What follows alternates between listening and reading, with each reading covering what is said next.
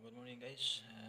Tingnan po natin kung mag-collapse ba yung PLDT kapag nilipat natin sa duo yung ATS natin from solar system.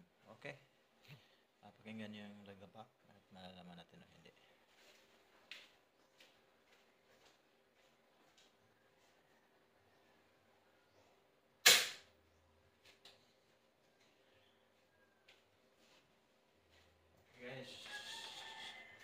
Okay guys, nalipat na natin sa do sa utility. Ngayon ibalik natin sa solar system.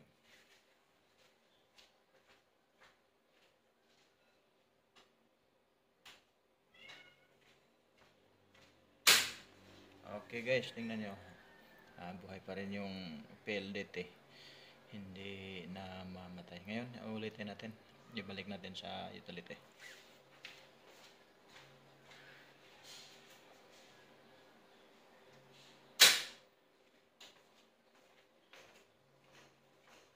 Guys, buhay pa rin.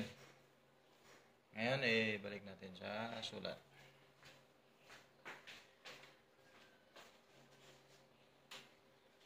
One, two, three, boom. Okay, success.